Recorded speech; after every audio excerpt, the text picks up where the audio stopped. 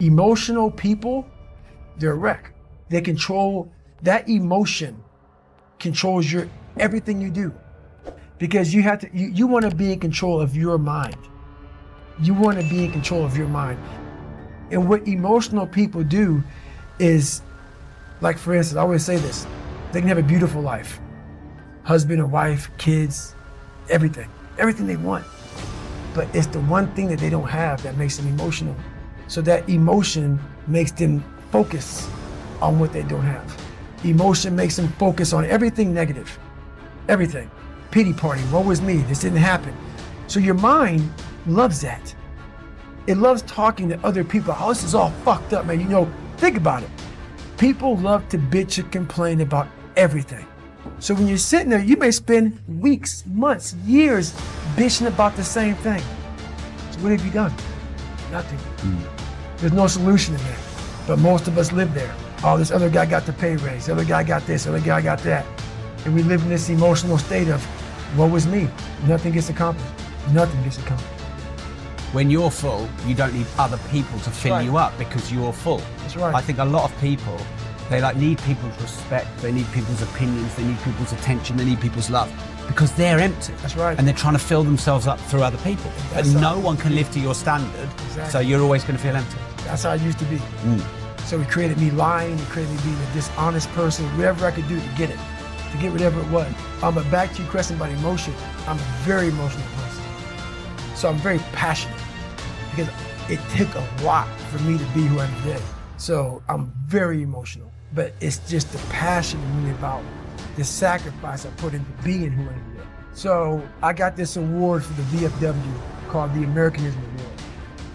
And I'm speaking in front of like 5,000 veterans. And I get the award, and I'm thanking people, and I turn back to my mom and look at her, and for 58 seconds, just cried. Because I had a chance at that time to look and see what I've accomplished and where I came from. I wasn't trying to hold it, but I had to get myself together to give my speech. But it was a very proud moment for me to be able to reflect and say, okay, man, like, you know, you've, not like I've earned that right to cry or to be emotional, but it felt good that literally I grinded myself into a fine powder to get where I'm at today. And it just came out in that way. So yeah, emotion is a beautiful thing.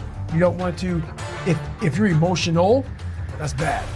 But if you show emotion at the right time, I think that's a beautiful thing. Jealousy, 100%. You have to, if you're jealous about anything, that is a horrible thing.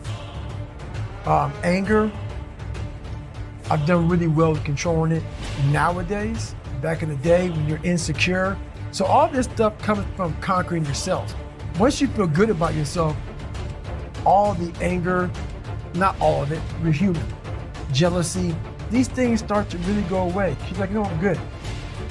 But this is what it is. This is what I figured out.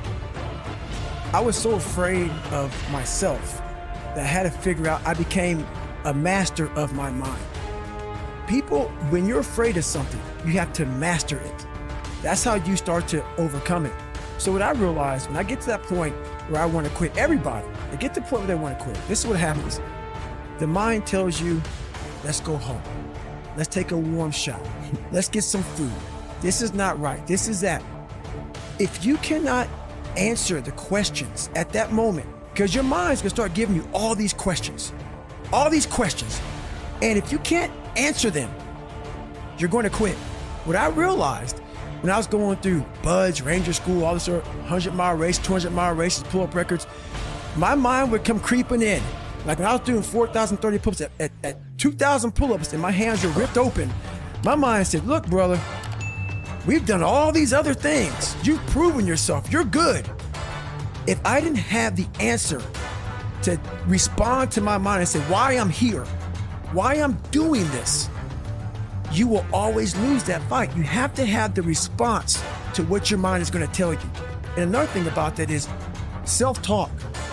A lot of people have like these big four on mental toughness. All that shit is crap about self-talk, visualization. It's true, but the thing about self-talk and all these things, They ask me, what do you think about when you're on mile 100 of a 205-mile run? What are you thinking about when you realize you've run for 24 hours and you have 24 more hours to run and you have another 105 miles? What goes through your mind? What do you say to yourself? I want to know. What I'm doing now, there's not enough fuel in my past. And once you sort it out, that flame goes out. It is a very, very powerful thing, but it can't overcome everything. I was angry once I was able to uncover the rug and look at all these different shells that I collected over the years and say, wow, that fucked me up. And that one fucked me up even worse than that one. And shit, that one was real bad. And because what happens is when you start to collect all these shells, and these shells are bad things of your life, and you put them in your nice treasure chest and you hide them, you know, because it reminds you of where you were at, but you don't want to visit them all the time. When I started visiting these shells, I was like, my God, man, it was a tough way to go. But now looking back on it, man, I don't have any more shells. So now you have to learn to, now what's your passion? So now my passion is still trying to find out what is left. What is more? Can I be driven without the anger? And I can be. I've only dissected 44 years of my life. While I'm still living, I'm still in my live autopsy. So, you know, right now, until I'm dead, I'm still examining human potential. How far can the mind go? How far can we go as human beings? So that's, you know, I call myself the Stephen Hawking of the mind. You know, he was obsessed with everything he ever dove into. You know, the guy couldn't walk or anything, you know, so he was like, the mind. That's one thing he didn't want to lose. And I became obsessed with it because it's the one thing that controlled me. So I became obsessed with this. What is this fucking thing up here that just has me on a tightrope and just walks me into all these horrible decisions I make and makes me feel so pathetic and weak and insignificant and dumb, stupid and everything. I gotta get control of this thing. But it's amazing that once you get control of that thing, how far you can go. I think pushing yourself physically is the number one factor of life. That is the true spot where you can really dive deep into. Life's about self-discipline. It is about self-discipline. We tend to do the things that are easy. And that is it builds no mental toughness, it builds no mental hardening, it builds nothing. When you work out, working out is where you can build that the fastest. Because it's a constant, it gives you instant feedback. Yeah, you may not lose the weight you want to real fast, but the discipline it takes, it transfers over to all aspects of your life. It's not, people, man, why are you always working out? Stop looking at it that way. This is the foundation of life. When you look in the mirror, every morning we all look in the mirror to get ready to go to work, to go anywhere. The first thing you see is your reflection. If you don't like what you see in the morning, you lost the war already. It's not about even liking what you see. It's about looking in the mirror and you may start, man, I feel different. That reflection is not everything. It's a feeling you're supposed to get. So you have to, in life, once you leave your house, the war begins. In your house, you have some control. And that reflection in that mirror, you have to control that reflection in the mirror. That's how you start your day. If you leave your house feeling like, okay, I can fight. I've established the mentality to fight. And all that comes from working out.